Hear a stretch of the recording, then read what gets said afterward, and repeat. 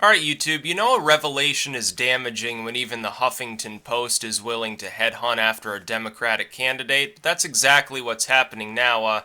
It's been discovered, of course, that Tony Podesta, the brother of John Podesta, whose leaked emails through WikiLeaks have done so much damage to the Clinton campaign, not only is he directly paid by the Saudis, he's also a campaign bundler that funds the Clinton campaign. This brings about several things. First is the problem of, well, does this indicate that foreign money is directly influencing the campaign? Are the Saudis indirectly, essentially funding the Clinton camp? Foreign bundlers and donors operating through one group. That group then bundles all of its cash. It's essentially a miniaturized slush fund, and then it's funding the actual candidacy. It's difficult to tell whether it's the foreign money that's influencing what's happening. I would say, of course, the answer is invariably going to be yes. They're not giving him that money out of the kindness of their heart. It's just like when the Saudi Arabians give millions of dollars to the Clinton Foundation, it's not because they care about curing AIDS. It's not because they care about women's reproductive health or any of the other things that the Clinton campaign pretends the Clinton Foundation is actually involved in. No, it's a kickback. It's an attempt to influence U.S. foreign policy, essentially within the Middle East. It's clearly the case. It doesn't take a genius to figure that out. But now you've got a more tangible link. The links between Saudi Arabia and Qatar and the Clinton campaign keep piling up. It's pretty bad when, again, the Huffington Post is pointing this out. Even Salon is covering it, which must be worrying her slightly. I think ultimately Clinton's ties to these regimes that, let's face it, their human rights track record is somewhere shy of China as far as how glowingly praised it is. That's become a real problem for her, to the point, again, where even other left-wing sites have said, oh yeah, Clinton's the war candidate. They'll gloss it over and they'll still talk about how Trump is Hitler or something like that. But for them to even mention it, it is at least a shred of journalistic integrity in an otherwise destitute legacy media that doesn't want to talk about anything that Clinton happens to do wrong. This is John Podesta's brother. Now, John Podesta is the head of her entire campaign. He's the one pulling the strings. He's the one who's in charge of all that crap.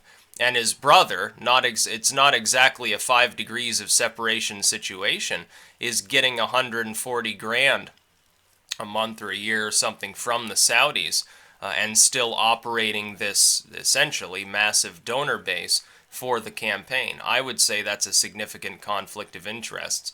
And it has to be considered something that the average voter would consider significant if Huffington Post is willing to run the story. It's actually funny because the further left elements of the legacy or early internet media are actually the ones covering actual dirt. They're not all the, like, the WikiLeaks stuff. But as far as her ties to Saudi Arabia, Qatar, and so forth, and her warmongering, they're the ones primarily covering it now. It's actually funny. This has changed in the last month. The more center-left or centrist legacy media, the big MSM legacy media outlets, CNN, MSNBC, and so forth, they don't cover anything that Clinton does wrong. They're convinced she's the Messiah because she's probably either bribed or threatened them. Apparently, she forgot to make the monthly payment to the Huffington Post, though, because they're actually running a story that exposes this extremely problematic relationship between the Podestas, the Podesta brothers, and Hillary Clinton, and then on the other side, the Saudi Arabians.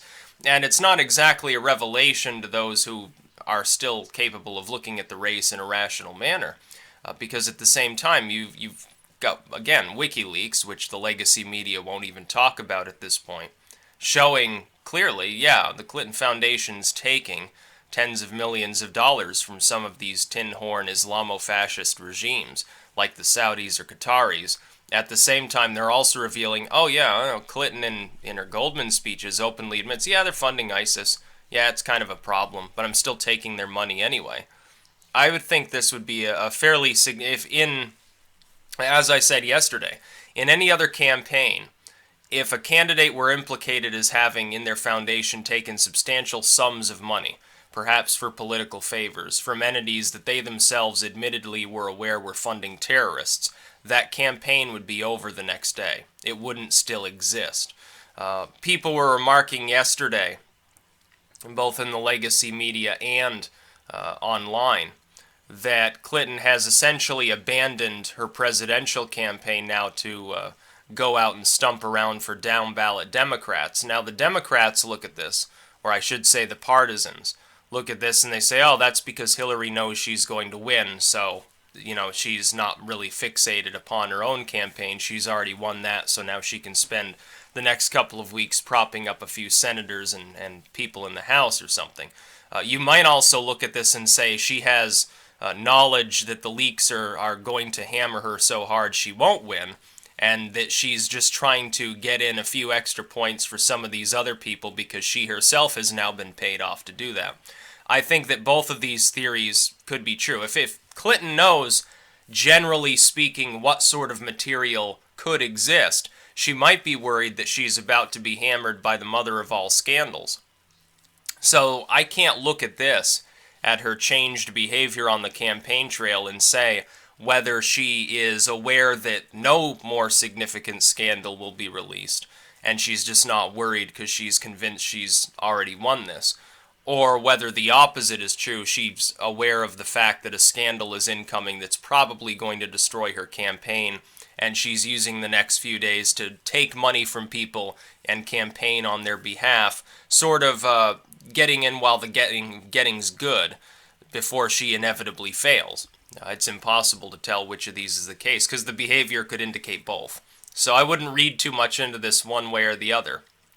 I'm still hopeful that any combination of O'Keefe, WikiLeaks, and so forth have something truly, truly dreadfully damaging that goes, an order of magnitude beyond what they've already released. I spoke about this yesterday. I told people, if another major scandal, I'm not talking a scandal that can be ignored largely by the legacy media. I'm not talking about a scandal which can be spun so that her core fans don't pay attention to it because they think, oh, Russians or something like that.